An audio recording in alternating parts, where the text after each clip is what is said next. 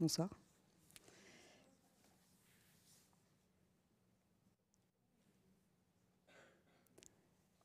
Fauvel était alors un feu follet, un être vif aux longs membres ondoyants. Elle avait un tas d'idées inhabituelles qu'elle disséminait de sa voix timide. Aujourd'hui, c'est une personne triste et fatiguée. Luc a remarqué ses ongles, salement rongés sur des doigts rougeaux et courts, les mèches molles, rangées derrière les oreilles trop grandes. Et surtout, l'œil crevé depuis peu. Mado lui a parlé de cette mésaventure avec la police, d'une blessure aux effets secrets et terribles qui sape son énergie et la plonge dans un interminable cauchemar. Telle qu'il la voit maintenant, elle est en effet vidée de sa fougue. D'ailleurs, elle n'a réussi à rien dans la vie. Pas comme Mado, qui a un bon poste et qui gagne de l'argent sans devoir quémander quoi que ce soit auprès des parents de ses amis. Luc est satisfait de cette issue, très content de donner de l'argent à cette Fauvel dont il s'était senti indûment jaloux. Ainsi, il lave l'honneur de sa stoneuse de fille. Il se sent ragaillardi, comme si le destin avait changé d'avis, et il explique à Fauvel d'une voix débonnaire. C'est un coin qui n'intéresse pas grand monde. On est enclavé et mal desservi. Et puis, les routes qui existent sont en sale état. En fait, c'est ce côté presque arriéré qui me plaît. Je me sens libre ici, dit Luc, en faisant des gestes au caractère lyrique d'une main. L'autre agrippe fermement le volant. Pour sa part, Fauvel frotte de sa manche le verre opacifié pour mieux voir ce pays primitif. On passe assez à propos à côté d'une vieille bâtisse abandonnée, entourée d'une forêt bordélique, un fouillis de lianes, de feuillus gris et de ronciers. C'est sombre dans la lumière hivernale, un peu triste, parfait. Les semaines précédant son arrivée à Cournac, Fauvel est restée dans son appartement, inquiète et impatiente. Elle a pensé aux arbres s'embrasant des couleurs de la saison, aux feuilles qui roussissent, à la brume qui s'élève sur les champs et les forêts, à la pointe du froid peu à peu installée sous la peau. Elle a imaginé ce que ça pouvait représenter, un automne, un début d'hiver dans ces coins-là, pour suivre le fil des choses, de loin et amicalement. Recluse dans la ville, elle a réfléchi à la faune sauvage ou non, à la vie nue, pleine de remue-ménage, d'affolement et de muscles qu'elle mène, de goût de sang ou de pousse fraîche, de course, de futée en futée, de fourrure hérissée dans le vent. La nature telle qu'elle se l'imagine, et la vie qu'elle se projette dans la nature, elle sait bien que c'est des fantasmes.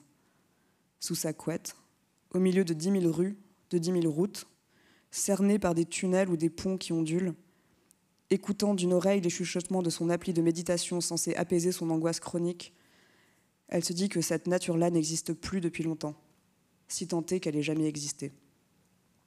Elle sait que la campagne, c'est aussi, et peut-être avant tout, des centres-villages en proie à la désolation, des zones commerciales dévorant les friches, les jardins et les pâturages, des individus véhiculés et solitaires, sillonnant un territoire aussi étranger que la Lune.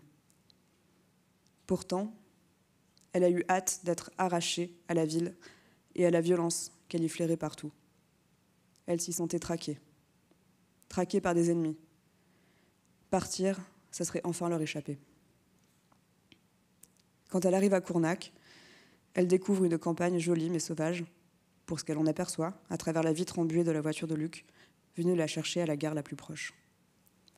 Elle pense, sans trop y croire, quelque chose comme « Ainsi, il existe encore des lieux sur ce continent et dans ce pays qui est malencontreusement le mien, dans la mesure où 100 fois préférable aurait été de naître apatride ou de ne pas naître du tout, il existe encore des lieux qui ressemblent à l'image idéale que l'on s'en fait. » Et cette pensée la plonge dans une sorte de vertige méditatif dont elle ne connaît pas la clé, dont elle n'est ni heureuse ni malheureuse. La voiture débouche dans une cour de terre battue claire, entourée d'un jardin arboré. La forêt semble vouloir gagner du terrain, avançant ses arbres sur la closerie de Luc comme des sentinelles. La maison est assez basse, compacte, lambrissée par endroits, festonnée de végétaux grimpants, devenus cassants pour l'hiver et luisants de la pluie qui vient de cesser.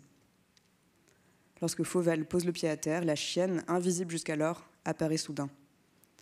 Anna, la jeune, gambade autour d'eux, le regard alerte, la truffe levée vers Fauvel, vaguement menaçante. Elle doit être en train de l'évaluer avec son cerveau de cyborg, pendant que Fauvel tracte ses lourds bagages à travers la cour humide, en se remémorant les paroles de Luc. elle peut être un petit peu agressive. Et cette affirmation concernant un gigantesque chien très musclé n'a rien de rassurant. Elle repense à ce que lui a dit Mado quelque temps auparavant, sans qu'elle puisse se rappeler le reste de leur discussion. Anna est une chienne chelou. Anna a suivi les 2 humains à l'intérieur. Et c'est alors qu'a lieu le mortifiant échec du premier contact. Fauvel a tendu la main, et la chienne l'a regardé, abasourdie par tant de bêtises, se détournant avec mépris et grognant un peu, inamical.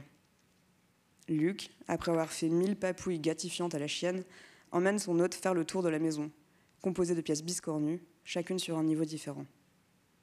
Anna les suit, la tête dressée et le pas leste, attentive au moindre des mouvements de Fauvel, légèrement hostile, légèrement carnassière. Fauvel s'imagine ne jamais pouvoir retrouver son chemin lorsqu'elle sera seule dans la maison, le lendemain. Elle mourra de faim et de soif dans un recoin sombre. Merci, bonsoir à tous et à toutes. Merci Phoebe Hadjimarkos-Clarke. Donc on vient d'entendre quelques pages de Alien, votre deuxième roman, qui fait beaucoup parler de lui depuis que vous l'avez publié en janvier aux éditions du Sous-Sol. Voilà, on l'a entendu, c'est Fauvel, le personnage principal, c'est une jeune femme qui est un peu traumatisée parce qu'elle a été victime de violences policières. Elle a pris un tir de LBD, donc elle a perdu un œil. Elle décide d'aller à la campagne, et là la campagne va être encore pire peut-être que ce qu'elle a quitté. Une campagne un peu terrifiante, avec cette chienne qui est en fait le clone d'une autre chienne, des animaux qui sont trucidés dans les champs la nuit, des chasseurs qui se constituent en milice, et des villageois qui disent qu'ils ont été enlevés par des extraterrestres. Quand vous avez démarré l'écriture, vous vous êtes dit « je vais faire le roman le plus dingue de l'hiver ». C'était ça l'idée ? Merci. Non, je pense pas que j'avais ça en tête. En termes de fabrication ou d'écriture du roman, je pense que les choses sont venues assez naturellement. Elles ont coulé à partir de ce premier événement qui est l'éborgnement en manifestation et le traumatisme qui découle justement de cet événement-là, et donc la peur qui envahit la vie de Fauvel, ce personnage principal. Et à partir de là, je pense que il y avait une partie qui était d'inspiration autobiographique, disons, et donc j'ai presque suivi le fil de ma propre vie, en y ajoutant évidemment toutes sortes de choses un peu dingues, en effet. Mais peut-être paradoxalement, malgré son caractère justement étrange et presque irréel par moments, c'est un livre qui est vraiment ancré dans une expérience sensible, très concrète, et des peurs et des délires qui peuvent naître de cette expérience sensible-là, de vivre dans un corps qui a peur. Mmh. À propos des violences policières, c'est comme ça qu'il a démarré en fait, ouais, le livre. Tout à fait. Ouais. Mais pourquoi cette ruralité inquiétante ? Précisément parce que j'avais moi-même déménagé à la campagne, et j'étais assez inquiétée par tout ce que je pouvais y voir. Donc ces chasseurs et une nature aussi ravagée, je pense, en tout cas en très mauvais état, et qui était inquiétante parce que la nature et la forêt le sont de façon un peu canonique. Se perdre en forêt, c'est j'ai l'impression, une expérience, une pure expérience de la peur. Et ça m'est arrivé plus d'une fois, et de, je sais pas, d'explorer les différentes saveurs de la peur, les différentes déclinaisons. C'était peut-être ça qui était... c'est, je pense, le point de départ, justement, de toute cette exploration ensuite fictionnelle, pour le coup. Oui, mais pourquoi cette thématique de la peur, qui effectivement revient tout le temps dans ce livre, pourquoi ça vous intéresse autant ? Parce que je suis très angoissée. Mais je pense qu'au-delà de ça, je sais pas, c'est un affect qui est beaucoup invoqué, qu'on essaie de provoquer par la littérature, mais je pense que c'est pas forcément quelque chose qui est exploré d'un point de vue narratif. Et ça me paraissait intéressant de le faire parce que moi, je pense à titre personnel, je sentais un manque à cet endroit-là. Et par la suite, c'est devenu évidemment un ressort narratif. Mais en tout cas, en premier lieu, c'était vraiment presque une exploration poétique ou sensible de ce sentiment-là. Alors, parlez-nous un peu de ce personnage, Fauvel, et peut-être aussi du titre d'abord. Je sais pas, j'ai l'impression toujours que le prénom, c'est un écho au titre Alien et Fauvel. Vous l'avez pensé comme ça? Absolument pas. Non. Ah. Mais c'est vrai que y a quelques lettres en commun. En tout cas, c'est deux prénoms peut-être à consonance un petit peu médiévale, j'imagine. Enfin, Alien pourrait être une sorte de dérivé d'Aliénor ou quelque chose comme ça, je ne sais pas trop. Mais en tout cas, oui, c'est deux mots étranges, deux noms étranges qui sont apposés à ce récit d'une part et à ce personnage de l'autre. Et donc ce personnage de Fauvel, donc voilà, qu'en dire à part le fait justement qu'elle est perdue dans la peur, qu'elle est ensuite perdue dans la forêt, dans cette campagne un petit peu hostile, et qu'elle est ensuite perdue dans une sorte d'enquête qu'elle commence à mener pour essayer de déterminer qui ou quoi est le coupable de ces tueries d'animaux, donc ces animaux qu'on retrouve massacrés dans les champs tous les matins, et qui enfin est perdue dans une conscience droguée. C'est quelqu'un qui fume beaucoup de pétards pour calmer son angoisse, justement. Et ça donne lieu à une conscience un petit peu fragmentée qui part dans tous les sens et qui est assez peu fiable. Oui, on ne sait pas toujours si on est dans la réalité ou dans ses rêves, par exemple. Ça, vous jouez beaucoup avec ça. Non, moi, il me semblait que ça se répondait parce que Alien, pour moi, c'est le féminin d'Alien et qu'on n'a pas l'habitude d'entendre. Et Fauvel, on ne sait pas très bien si c'est masculin ou féminin. Donc, il y avait un écho entre ces deux mots. Et Fauvel, c'est Fauvel ou vous y avez pensé comment? Pourquoi elle a ce prénom? Et c'est pas son vrai prénom d'ailleurs. C'est un prénom qu'elle s'est constitué. Ouais, qu'elle s'est choisi parce qu'elle aimait pas l'autre. Et on n'en sait pas plus. Pas l'autre. Ouais. Il y avait plusieurs choses qui m'intéressaient. En tout cas, je voulais qu'elle ait choisi son propre prénom et qui ait un premier germe peut-être d'autodétermination qui se situe dans ce prénom rare, dans ce prénom étrange. Justement, peut-être qu'elle embrasse son étrangeté pour ensuite éventuellement guérir ou en tout cas revenir au monde. Mais je ne savais pas, je tâtonnais un petit peu à la recherche de ce prénom. J'avais envie que ce soit quelque chose qui n'était pas forcément genré. J'avais envie peut-être qu'on se demande si ce personnage était dans un questionnement aussi sur son identité de genre, sans que ce soit particulièrement abordé dans le livre, mais en tout cas c'est une question qui flotte un petit peu autour du texte.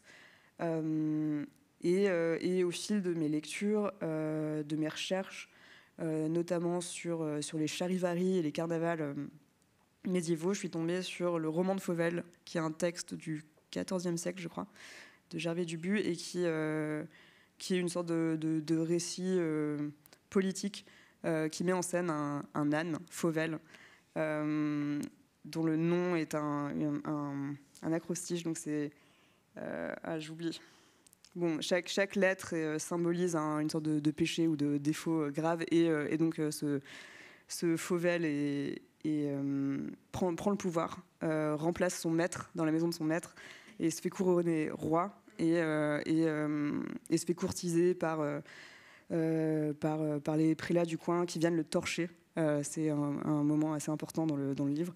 Bref, et donc je trouvais ça assez rigolo. Il y avait ce côté animal qui était présent, et un peu la confusion justement entre l'humain et l'animal, et la place assignée à chacun. Et aussi la question politique qui était présente. Enfin, là, c'est une satire politique, une des premières du genre. Et bon, ça a pas, enfin, mon livre n'a pas la prétention d'être une satire politique, mais la question de la politique est très présente et très importante.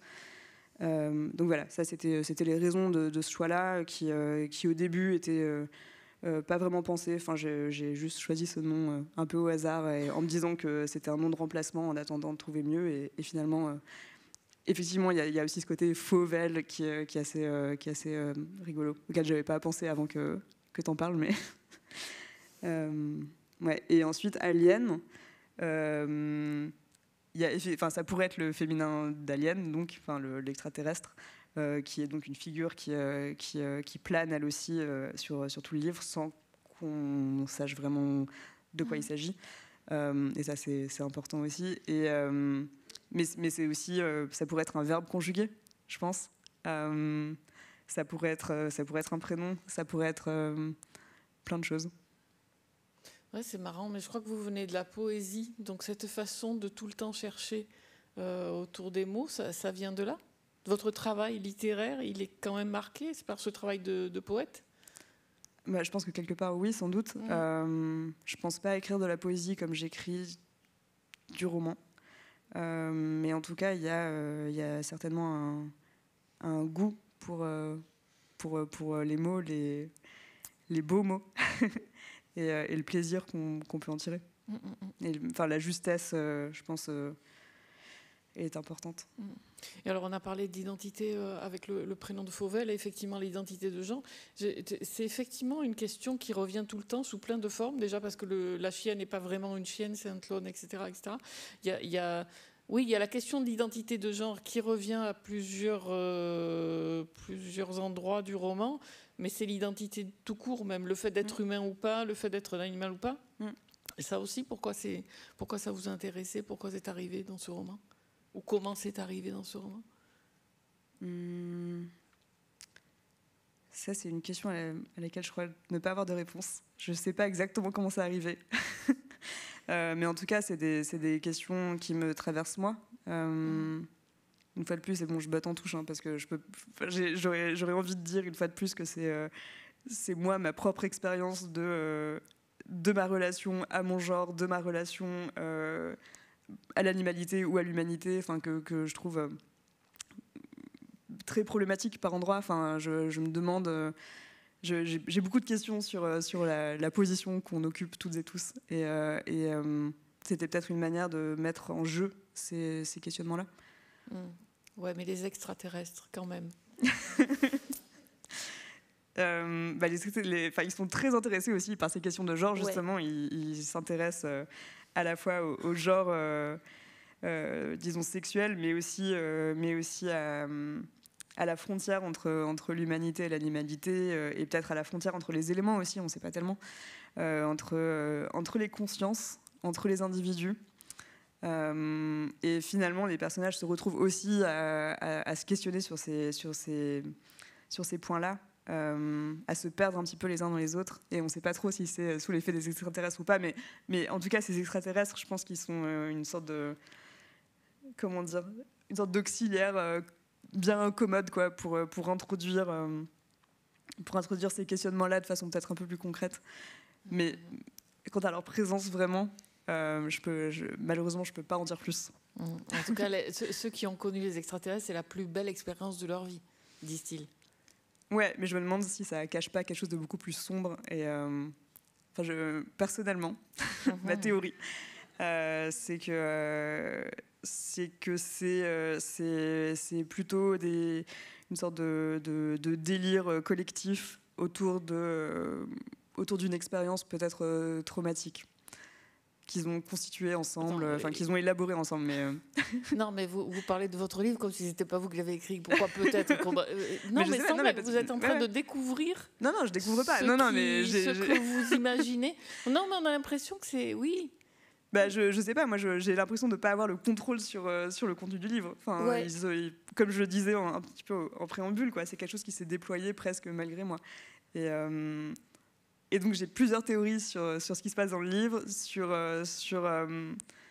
l'issue même de l'enquête que mène Fauvel, qui est une enquête ratée. Il n'y a pas de solution à la fin. Je suis désolée pour celles et ceux qui espéraient peut-être une résolution, mais en tout cas, ouais, j'ai aucune certitude. Et alors, je crois qu'on a parlé de science-fiction queer. Vous aimez bien cette définition de votre genre romanesque ou pas? J'ai pas vraiment d'opinion. Je sais pas si c'est une définition juste. Je pense que, en tout cas, je me revendique pas comme une autrice de science-fiction, et je sais pas si je me revendiquerai non plus comme une autrice queer. Je pense que ces deux questions et ces deux genres peut-être apparaissent dans ce livre-là comme dans le premier. Et bon, là, pour le coup, je pense que c'est aussi parce que Tabor, mon premier roman, a été qualifié de roman de science-fiction queer. Et à plus juste titre, selon moi, parce que les thématiques étaient plus proches. Enfin, bon, ça me paraît plus justifié, quoi. Et là, je me demande si c'est pas une façon un peu facile de transposer. De vous catégoriser. Ouais. Mais en tout cas, c'est pas de la science-fiction, certes, mais on est quand même dans le monde d'après. On s'en aperçoit petit à petit. C'est un peu bizarre. On a l'impression d'être aujourd'hui, on a entendu la lecture, mais à des petits détails, on se rend compte que c'est pas vraiment notre monde de maintenant. Ben, oui, c'est vraiment très frustrante. Je me demande si c'est pas quand même le monde de maintenant. Ah, on y est arrivé. Ben, je sais pas. En tout cas, pour moi, à part quelques micro-détails que vous semblez avoir relevés, il n'y a pas tant de différence avec le monde d'aujourd'hui, quoi. Et peut-être que ça a plus trait à la liberté de la fiction qu'avec de la science-fiction à proprement parler. Non, mais on a l'impression que ça a juste un peu plus dérapé. Ouais, c'est vrai. Mais j'ai l'impression qu'on est à quelques centimètres du dérapage, quoi. C'est pour bientôt. Ouais. Ouais. Mais parlez-nous quand même un peu des autres personnages. Donc il y a Fauvel. Moi, il y a deux personnages qui m'intéressent, qui ne sont pas apparus dans cette lecture. C'est Mitch et Julien. Un est chasseur. Julien, il n'a jamais quitté le village et lui, il organise les milices. Et puis il y a celui qui s'appelle Mitch, qui vient étudier, qui fait un travail presque d'anthropologie pour essayer de comprendre cette histoire d'extraterrestres. Moi, je les vois un peu en miroir, ces deux garçons. Je ne sais pas si j'ai raison. Oui, tout à fait. Bah, les deux chassent quelque chose, cherchent quelque chose. Donc on a ce Julien, aussi connu sous le nom de Juju, qui est un type du cru qui est jamais parti et dont la passion est la chasse. C'est une passion qui est venue assez tardivement, mais il se jette à corps perdu dedans. Et il est un petit peu l'instigateur de ces rumeurs autour des enlèvements d'extraterrestres. C'est lui qui mène justement, comme vous le disiez, la bande des autres chasseurs qui croient aussi avoir été enlevés par les extraterrestres et donc qui se perdent collectivement dans de longues parties de chasse. Et de l'autre côté, on a Michel, aussi connu sous le nom de Mitch ou Mich Mich. Et lui, donc c'est aussi un enfant du pays qui, pour sa part, est parti faire des études en ville, qui est devenu chercheur et qui écrit donc une thèse sur ces enlèvements d'extraterrestres dans sa région d'origine. Et donc les deux se rencontrent, les deux se connaissent déjà de l'époque du collège, mais ils se rencontrent à nouveau et oui, enfin il y a ces deux figures en miroir. Enfin, comme je disais, Julien est à la recherche. Enfin, bon, il chasse beaucoup, donc c'est par définition une recherche. Mais il est aussi à la recherche des extraterrestres. Et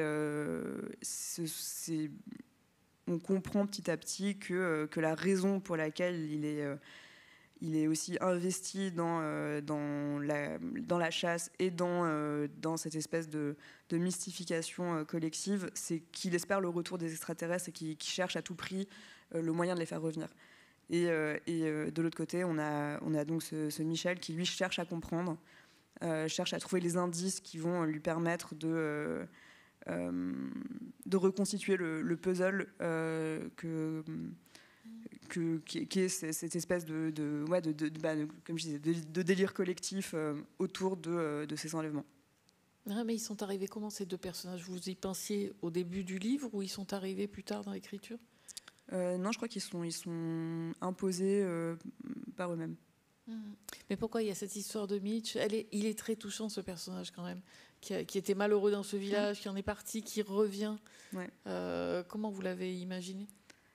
Je pense que c'est le destin probablement de n'importe quelle personne qui grandit à la campagne et qui sont un petit peu en décalage avec ce qui l'entoure, pour différentes raisons. Et dans le cas de Michel, c'est parce qu'il est gay et donc il est harcelé pour cette raison. Enfin, il est mal vu et c'est ça qui le pousse à quitter le village. mais quant à la... Je sais pas. J'ai pas de... Je suis désolée. Une fois de plus, c'est vraiment des personnages qui sont venus à moi plus que je suis allée les chercher pour le coup. Mais bon, les deux me paraissent incarner deux figures peut-être pareil, un peu canoniques quoi, de ce que peut être la ruralité et de ce, bon, peut-être de façon un peu dichotomique, mais deux versants d'une certaine masculinité quoi, et qui sont en conflit. Et ça, c'était quelque chose qui était assez important. Pour le coup, je savais que Julien, je le voulais extrêmement viril, voire viriliste. Et ça, c'était essentiel pour le roman. Et je pense que peut-être en contrepoint, Mitch est arrivé plus tard. Vous lisez encore quelques pages.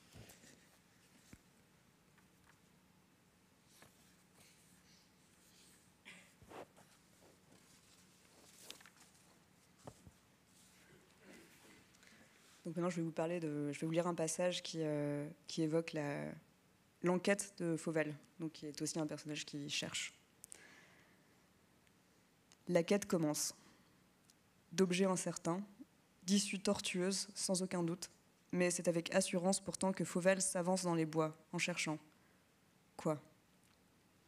Des traces de pas, des traces de lutte, des traces d'Anna, qui n'a pas reparu peut-être, des traces de Julien, des traces de la bête invisible, de quelque chose enfin qui l'amènerait sur la piste de la vérité. Il lui semble avoir comme tâche de sauver d'une condamnation inique, d'une mort certaine, un animal rebelle et réfractaire, de le trouver avant Julien, de lui éviter la mort que Julien s'apprête à lui donner, et même de sauver Julien, qui sait. Elle ne sait pas si c'est Anna la chienne ou le carnassier anonyme qu'elle va sauver. Tout lui convient. C'est une mission très importante dont elle s'est chargée. Elle espère qu'elle pourra ainsi rétablir une justice qui lui semble s'être perdue quelque part en route, un peu plus tôt dans la vie, dont elle a douté un moment qu'elle existe, mais qu'elle sent en fermant dans ses membres. La justice, en effet, n'est pas un concept, mais un acte physique. Elle le voit bien maintenant. Et c'est en mouvant ses bras et ses jambes, son corps, à travers l'espace qu'elle la rendra. Elle, Fauvel, qui était devenue si immobile, si menue, repliée dans un coin par des inquiétudes imposées. Elle voit bien à présent que tout comme l'injustice a pu s'incarner dans un corps, le sien, en prenant la forme de la souffrance, c'est maintenant par l'action de ce même organisme meurtri que la justice se déploiera. Elle voit nettement que la source et l'issue sont les mêmes. Par exemple, que la balle de défense qui l'a blessée et la munition qui cherche désespérément à s'enfoncer dans la chair de la bête mystérieuse ont été fabriquées dans la même usine stéphanoise. Que l'État qui arme les keufs et les chasseurs est le même. Que la pensée régissant ces violences est la même, que combattre l'un et combattre l'autre, nécessairement, et que c'est de là que viendra le salut, une certaine forme de salut, qu'il faut se défendre, empêcher, et enfin, vraiment, vraiment attaquer. Elle vagabonde dans la forêt, un pétard éteint entre les doigts gourds, ses pieds font craquer les feuilles mortes. La brume est toujours lourde et épaisse, et elle sait qu'elle pourrait sans doute se perdre à nouveau, peut-être de façon irrémédiable cette fois. Mais elle a confiance dans la nécessité de sa mission. C'est ce qui va la protéger. D'ailleurs, elle est armée.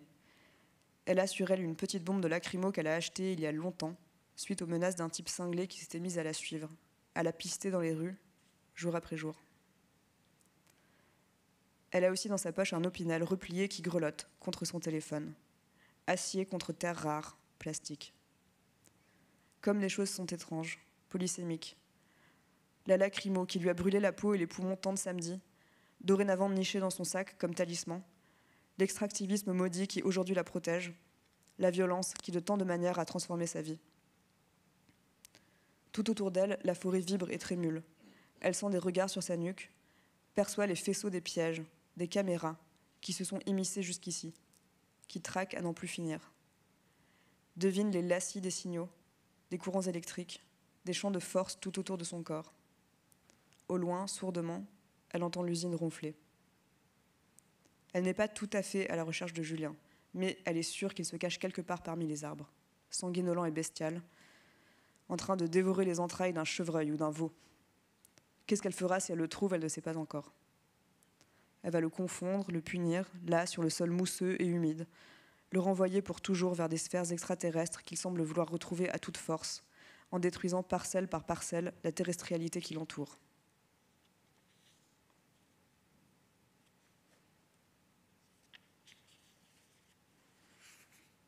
Je crois que c'est fini. Merci. Mais oui, vous l'aviez dit tout à l'heure, c'est en même temps un roman très politique. C'est vrai qu'on en a parlé au début comme quelque chose d'un peu farfelu, mais pas du tout. Et on est étonné d'ailleurs par toutes les thématiques extrêmement actuelles et extrêmement politiques qu'on trouve dans ce roman. Ouais. Peut-être pour rebondir sur la question de la ruralité tout à l'heure, je pense que la ruralité, c'est un lieu éminemment politique, et on le voit d'ailleurs avec l'actualité du moment. Mais pas que. Enfin, toute l'année passée a été émaillée justement de conflits autour de la ruralité et de qui y vit et de comment on peut y vivre, quoi. Et ça me paraissait vraiment intéressant d'examiner un petit peu ce versant-là de la politique qui est peut-être moins... dont on parle moins, en tout cas en littérature, je crois. Mais de façon générale, je peux être très vague sur la manière dont je construis les personnages, dont je construis le roman, parce que effectivement, j'ai l'impression d'être plus traversée et plus dans des états de transe quand j'écris, mais en revanche, la structure et la portée politique, elle, je l'ai pensée en amont et je l'ai voulu. Enfin, tout ici est volontaire, quoi. Et parce qu'il me semble que il me semble pas qu'on puisse faire l'économie d'une littérature politique aujourd'hui. Mais, oui, mais c'est politique, pas seulement... on peut le relier à l'actualité, mais ça va plus loin, puisque c'est toujours des questions de domination. Il me semble que vous étudiez aussi bien les violences policières, mais aussi les... C'est pas apparu, je crois, dans ce passage, mais la façon dont les gens sont traités à l'intérieur de l'usine d'eau minérale. Donc c'est toujours, et les hommes sur les femmes, évidemment, toujours des questions de domination qui apparaissent à différents endroits de ce livre. Ouais, oui, tout à fait. Je pense que c'est un peu avec la peur, c'est l'autre fil rouge du récit. Et en fait, c'est deux questions qui sont, je pense, les deux faces d'une même triste médaille, quoi. Je pense que la peur aussi, elle naît de la domination et d'une violence en puissance, quoi. Et je sais plus où je voulais en venir. Pardon. Mais donc écrire pour vous, c'est un acte politique. Hein, ça, vous êtes une écrivaine engagée. Comment vous définissez? J'essaye toujours de vous définir. Ouais. C'est pas simple, mais... oui, pardon, je suis un petit poisson qui frétille et qui veut pas se laisser attraper. Ouais, non, mais c'est tellement riche en même temps. Mais non, je me définirais pas comme une écrivaine engagée. Pourquoi? Je sais pas, ça me paraît un terme un peu suranné et peut-être pas très... je sais pas, il me paraît mal s'appliquer à ce texte-là, mais en revanche, je pense que j'ai une écriture qui est située et qui est politique parce que je conçois mon existence comme traversée par la politique. Et je pense que toutes les existences le sont, mais en tout cas, je pense en avoir une conscience peut-être plus aiguë, et c'est sans doute ce que j'avais à cœur aussi je sais pas, de donner à voir dans ce texte-là, quoi. C'est comment, justement, la politique, au sens le plus large du terme, et les déterminations sociales et politiques façonnent le monde jusque dans l'étrange, quoi. Jusque dans les peurs et les angoisses les plus cauchemardesques. Et c'est pour ça qu'il fallait trouver une forme romanesque particulière. C'est déjà politique de créer une forme romanesque dérangeante ou surprenante. Je vais encore être décevante, mais j'ai pas eu conscience d'écrire quelque chose de dérangeant ou de surprenant. Enfin, je pense que c'était la forme qui s'est imposée à moi. Et bon, j'ai peut-être... Il y a quelques effets de style et quelques coquetteries, quoi, c'est certain, mais je crois... Ouais, je pense pas avoir... je pense pas pouvoir écrire autrement. Je pense pas avoir pu écrire un autre livre que celui-là, quoi. Ouais. Et effectivement, enfin, comme je le disais plus tôt, c'est la manière dont la politique s'immisce absolument partout qui est au cœur du livre. Et et comme je disais, jusque dans l'étrangeté la plus totale, quoi. Et donc effectivement, peut-être cette forme étrange découle de ce constat-là. Ben, vous montrez surtout que tout est lié, que toutes les violences, enfin les mécanismes de soumission et de pouvoir sont liés. Oui, tout à fait. Et tout est imbriqué même. Et il n'y a pas vraiment de... Finalement, si on cherche des valeurs morales, ou en tout cas, je sais pas, un curseur moral pour comprendre ou pour situer les personnages, on risque d'être bien en peine de les placer sur un spectre, quoi, parce que tous sont à la fois victimes et coupables, quoi, quelque part. Ouais. Enfin, selon moi, c'est une théorie. Mais de la même manière que enfin, le livre est constitué aussi de plusieurs récits imbriqués, de plusieurs personnages, dont on n'est jamais certain de la fiabilité. Enfin, je pense que là, enfin, on a cette espèce de mélange et d'imbrication des consciences, des responsabilités, des positions. Et c'est peut-être ça qui crée une forme assez étrange, finalement. C'est qu'on n'a pas de certitude et que tout se confond. Non pas que tout se vaille en politique ou dans la pensée politique, dans une philosophie politique ou morale, quoi. Mais en tout cas, là, d'un point de vue littéraire, mon projet littéraire pour ce livre-là, c'était de créer une confusion. C'est pour ça qu'elle fume tout le temps des pétards? Ben, sans doute. En tout cas, c'est un dispositif ou une petite aide pour créer cette confusion permanente, quoi. Et pourquoi elle a perdu un œil? Parce qu'elle a pris une balle de défense. Certes. Et pourquoi narrativement elle a perdu un œil? Parce que c'est une réalité que je trouve absolument incroyable et terrifiante, qu'il soit possible aujourd'hui d'être mutilé à vie parce qu'on a participé à une manifestation. Enfin, ça, c'est un réel que je trouve dingue, en fait. Et de partir de là pour créer un récit, ça me paraissait une évidence.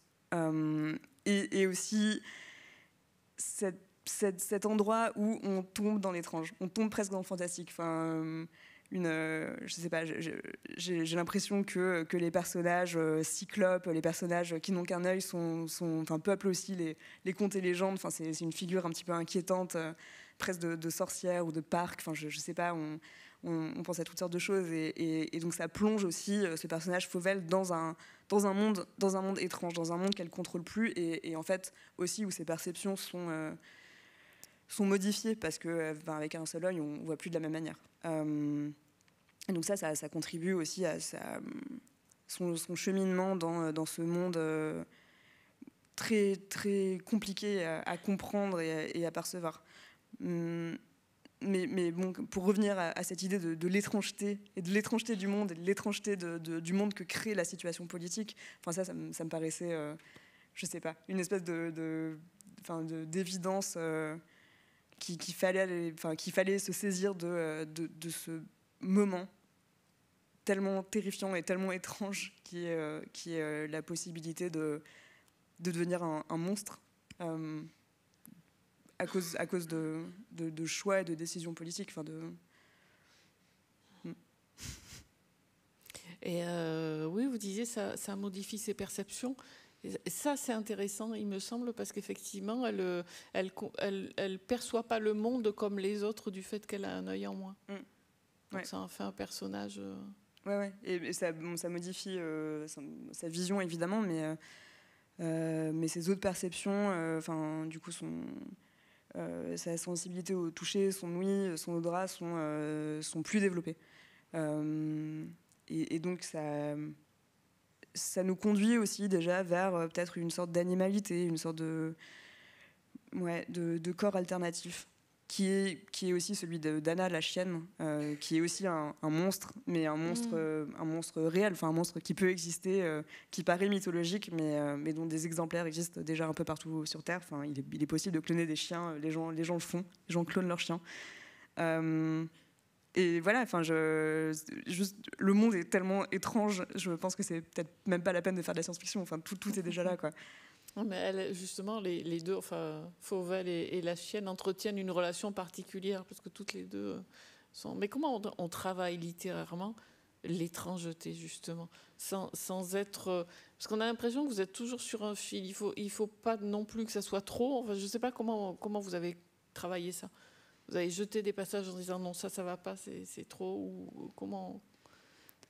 Je ne crois pas avoir jeté de passage, mais en tout cas, c'est vrai qu'il y avait cette nécessité de garder un cap, de naviguer entre deux eaux, entre l'hyper-réalisme, la description d'une situation sociale explosive, d'une part, et le délire et l'angoisse de l'autre, quoi. Et cet endroit où je sais pas, ces deux cours d'eau, ces deux mers se rejoignent, pour utiliser une métaphore aquatique, qui est aussi un thème qui traverse tout le bouquin.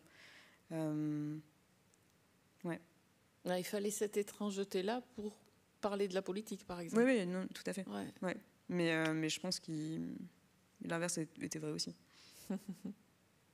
Et l'étrangeté de la langue que vous employez, l'étrangeté de la forme, ça aussi, ça vient pas par hasard, mais vous avez, par exemple, les dialogues qui sont pas marqués en tant que dialogue, la façon dont certaines phrases s'arrêtent, enfin ça m'a marqué, mais une ligne se termine sur une parenthèse qui s'ouvre. Je pense que c'est la première fois que je vois ça. Ça aussi, ça vient de votre travail de poète ou ça vient de la thématique? Comment vous avez travaillé, c'est-à-dire cette étrangeté même dans la forme, les micro-formes, enfin je ne sais pas si on peut dire ça, mais partout dans le roman, même dans la phrase, voilà. Oui, enfin, je l'ai pensé comme un tout, quoi, évidemment. Ça a toujours l'air naturel pour vous. Je vous pose des questions, c'est toujours oui. Ouais, non, mais je suis désolée, ça va être extrêmement frustrant.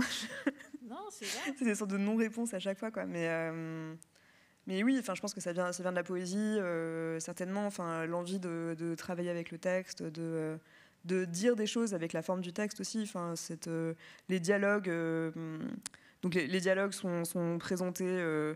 Il n'y a pas d'incises, il n'y a pas de guillemets. C'est des sortes de longues colonnes en italique.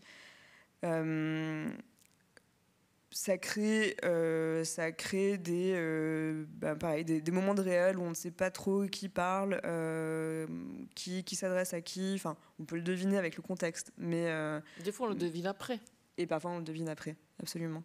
Mais en tout cas, je crois que ce qui m'intéressait dans cette manière-là de fabriquer un texte, pour le coup physique, concret, c'était là aussi de montrer la confusion, l'espèce d'imbrication des personnages les uns avec les autres, et qui est finalement l'expérience que font tous les personnages. Enfin, je pense que ce qui les relie, c'est cette perte d'identité, cette perte de soi. Et ça peut finalement aussi être une interprétation du titre, Alien, enfin, le fait d'être aliéné à soi comme d'être aliéné au monde. Ça, c'est l'expérience commune de tous les personnages qui apparaissent, qu'ils soient animaux ou humains. Alors, je ne l'ai pas dit en introduction, mais vous êtes traductrice. Et je ne sais pas si vous avez grandi en plusieurs langues, mais je ne sais pas si ça a des conséquences sur votre façon de travailler, d'écrire. Oui, tout à fait. Enfin, parce que Traductrice de l'anglais. Ouais, hein, c'est ça. Je pense beaucoup en anglais. J'ai des passages que j'ai écrits ou planifiés en anglais et que j'ai parfois presque traduit vers le français. Et je pense que ça doit donner aussi peut-être une forme peut-être un peu différente à certaines phrases, certaines constructions. Parfois, je me retrouve très frustrée de ne pas pouvoir trouver le bon mot, le mot en français qui correspond exactement au mot en anglais que j'ai dans ma tête. Donc mes manuscrits sont truffés de notes, de petits mots en anglais que je souligne avec un code spécial pour ensuite essayer de trouver l'équivalent le plus adéquat en français. Comment c'est un code spécial? Code spécial pour moi quand je me relis. Enfin, je sais qu'il faut que je trouve, quoi. J'aimerais bien voir mon manuscrit. Mais oui, du coup, ça, c'est une expérience extrêmement frustrante. Enfin, je pense que ce bilinguisme pour l'écriture, je pense que c'est une source de richesse par endroits, mais mais c'est aussi une source de frustration intense parce que j'aimerais pouvoir écrire dans un livre qui soit dans les deux langues et qui mêle les deux en permanence et où je puisse avoir la justesse totale tout le temps. Mais un jour peut-être. Et vous êtes influencé par la littérature anglo-saxonne ou par une littérature anglo-saxonne? J'en lis énormément. J'imagine. Ouais. Oui, enfin sans doute. Je pense que dans ce livre-là, ce qui m'a sans doute influencé, c'est le plaisir à construire un récit avec des rebondissements et qui se perdent complètement dans la fiction tout en ayant des velléités un petit peu avant-gardistes, quoi, mais qui soit aussi un bouquin presque d'aventure, enfin une enquête, quelque chose avec des personnages qui se tiennent et qui ont une sorte de profondeur psychologique, je sais pas, qui me paraît très anglo-saxonne sous certains aspects. Après, je pense que j'ai pas le savoir-faire des auteurs américains, mais c'est peut-être quelque chose auquel j'aspire pour la suite. Je pense que c'est ouais, en tout cas c'est l'influence la plus évidente que je vois pour le moment. Alors il y a un personnage dont on n'a pas parlé, c'est Mado, la copine, grâce à qui Fauvel arrive dans la campagne. Et ben voilà, je ne sais pas si vous pouvez nous en dire plus de cette fille qui est là, qui est très amie et en même temps qui ne comprend pas Fauvel et Fauvel ne la comprend pas, j'ai l'impression. Il y a une relation un peu étrange entre ces deux femmes. Ouais, donc c'est sa meilleure amie d'enfance, donc avec tout ce que ça suppose de non-dits, de petites haines, de petites frustrations accumulées au cours des années, mais aussi un grand amour indéfectible et d'une certaine façon exclusif. On peut le voir au fil du récit. Il y a pas mal de jalousie de part et d'autre. Et qu'en dire, c'est aussi quelqu'un qui cherche. Elle est plutôt à la recherche de l'amour. Sa quête est différente de celle des autres personnages. Elle est plutôt pas très fiable. C'est une grosse mytho qui passe son temps à mentir. Et bon, ça agace énormément Fauvel, mais finalement, elle fait exactement la même chose tout au long du récit, quoi. Donc, je sais pas. Ça me paraît pas très justifié comme reproche. Et ouais, c'était une manière aussi de parler d'amitié qui est finalement le grand réconciliateur dans le livre, enfin la grande réconciliatrice plutôt. C'est ce qui réunit toutes ces consciences fragmentées, toutes ces consciences qui se perdent, qui ne savent pas trop où elles vont finalement. C'est ces liens d'amitié qui leur permettent de s'émanciper peut-être d'un réel qui les aliène. Et il y avait aussi tout simplement le plaisir de parler d'une amitié féminine qui a encore des relents très adolescents.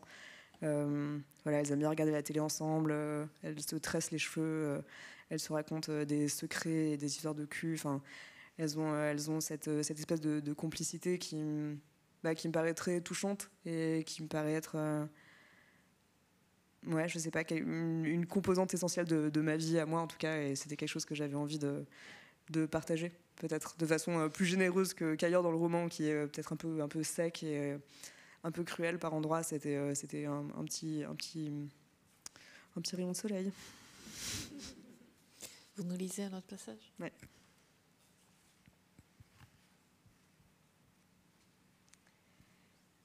Donc dans ce dernier passage, c'est Mitch, donc le jeune anthropologue qui explique, en tout cas qui fait part de quelques conclusions qu'il a pu tirer de son enquête à Fauvel.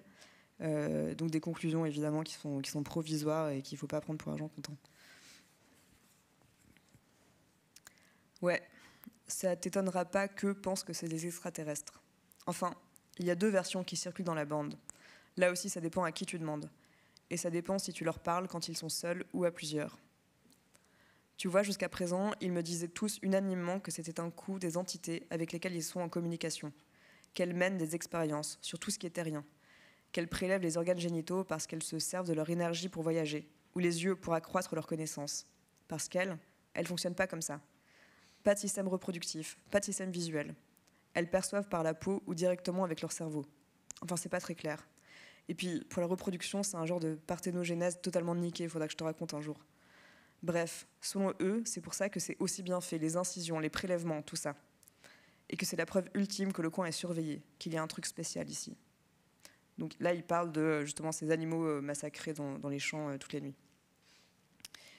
Mais c'est quoi ce truc spécial? Pourquoi ils s'intéresseraient à Cournac? L'eau. C'est une eau extrêmement pure, la Saint-Janvier, tu savais pas? Je me souviens plus quelle vertu elle est censée avoir, ça m'a jamais vraiment intéressé tout ça, mais voilà. C'est ce que les types de la bande à Juju avancent quand je leur pose cette question. Ils disent qu'il y a des pratiques spéciales, des organismes dans l'eau qui sont activés au contact des animaux ici, qu'ils soient humains ou pas. Que peut-être que c'est les aliens eux-mêmes qui ont apporté ces molécules lors d'une visite précédente et que là, ils viennent récolter ce qu'ils ont semé. Ils sont pas clairs quand je leur demande si c'est quelque chose de positif ou pas, si c'est des organismes dangereux ou bénéfiques. D'ailleurs, il faudrait peut-être que je m'y penche, mais à mon avis, la vérité est ailleurs. Parce que si tu creuses un peu avec eux, ils vont finir, s'ils sont tout seuls, par te dire que c'est peut-être, ils disent bien peut-être, ils le soulignent encore et encore, bref, ils vont te dire que ce massacre, c'est peut-être un rituel pour les faire revenir justement, les aliens. Parce que quand tu les écoutes, au début, t'as l'impression qu'ils sont en contact permanent avec eux. Ils font tous ça. Leur credo, c'est d'affirmer qu'ils sont en communication H24 avec l'au-delà. Mais quand tu creuses un peu, quand tu as gagné leur confiance, ils vont te laisser entendre qu'en réalité, ils ne sont pas si sûrs de quoi que ce soit, et qu'ils ont perdu le lien, qu'ils ne savent plus comment faire pour le retrouver. Et que si tu ris, c'est pour tenter de les recontacter, pour tenter de les appâter avec le sang, parce qu'ils sont assoiffés, fascinés par le sang. Mais ils disent pas. Ils disent pas, par exemple, si c'est l'un des leurs, ou quelqu'un d'autre, ou même un animal, un non-humain qui fait des rituels. Ce serait possible, ça aussi. Qu'est-ce que vous nous racontez, cette histoire? Avec l'histoire des extraterrestres, justement, il y a tant de possibilités. Je pense qu'il y a beaucoup de fils à démêler et c'est peut-être compliqué d'en parler brièvement, mais d'une part, il y a cette envie, ce besoin de s'échapper d'une condition terrestre, je pense en premier lieu, qui est donc un besoin que ressentent ces personnages, ces ouvriers d'une usine d'eau minérale, donc plus ou moins aliénés au sens social du terme. Mais c'est aussi une plongée dans une mythologie locale, comme on le découvre un peu plus loin dans le texte. On comprend que c'est un conte, un récit mythologique qui a cours depuis des siècles dans cette région-là. Enfin, l'idée qu'il y a des entités qui parcourent le ciel nocturne les soirs d'hiver. Donc il y a cette théorie-là. Il y a tout simplement la théorie qu'effectivement il y a des extraterrestres qui viennent leur rendre visite et qui mènent des expériences sur eux et qui essayent de comprendre le fonctionnement des espèces terriennes. Et bon, je sais pas, je pourrais continuer à énumérer toutes sortes de théories. En tout cas, on n'a jamais le fin mot de l'histoire et c'est ça qui m'intéresse en fait pour le coup. Vraiment, c'est de poser comme ça des possibilités et de les laisser les lecteurs et les lectrices se faire leur propre idée ou ne pas s'en faire, enfin rester dans le flou. Je trouve ça rare et plutôt enthousiasmant quoi, de laisser toutes les possibilités au lecteur. Mais ça aussi c'est politique, de ne pas avoir une parole imposée au fond. Bah oui, bien sûr. Mais pourquoi quand ils sont en groupe, ils disent pas la même chose que quand ils sont tout seuls? Ça, il y a l'idée de communauté, on n'en a pas parlé encore, mais ça revient tout le temps dans le livre. Ouais. Alors pourquoi ils disent pas la même chose? Parce que je pense qu'ils sont aussi sous le joug de ce personnage de Julien qui est une sorte de meneur, de gourou fascinant, très charismatique, qui a une sorte de vigueur sexuelle très impressionnante, et qui est un excellent chasseur. Enfin, bon, c'est vraiment un meneur de troupes, quoi, et donc il impose un petit peu aussi son récit et sa parole.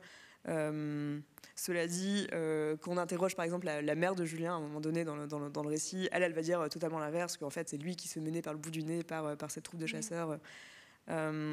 Et donc ouais, je pense que de façon plus générale, il y a une réflexion en tout cas autour de l'idée de groupe, de la pensée collective et de ses limites comme de ses possibilités. Et c'était quelque chose que j'avais déjà eu envie d'explorer dans mon premier roman, Tabor, où pareil, on se demande quelles sont les limites justement de l'action et de la pensée collective. Et le troisième roman, il parlera de quoi ? Probablement des mêmes choses. Je sais pas. J'ai plusieurs projets en cours. Un qui est entamé, mais dont je suis absolument pas satisfaite, dont je peux pas en parler. Et puis et un autre qui est encore en phase de recherche, mais qui devrait parler d'incendie et de politique. Évidemment, mais pourquoi l'incendie ? Parce que ça me semble éminemment politique. Enfin, j'ai l'impression ça que. Fait peur. Oui, mais je pense que ça fait peur à tout le monde. Enfin, on s'achemine vers un monde qui brûle quand même en permanence, et j'avais envie d'aller gratter dans les cendres. Ah, et pourquoi les animaux sont tués dans la nuit et trucidés, écorchés ? Je sais pas. C'est venu comment cette histoire ? Ça, je connais l'origine, donc je vais pouvoir enfin répondre à une vocation de façon satisfaisante. Yes. C'est tout simplement cette sombre histoire de chevaux mutilés qu'il y a eu, je sais pas, il y a 2 ans, 3 ans. Et donc on connaît le coupable évidemment, car c'est Nagui. Enfin, c'est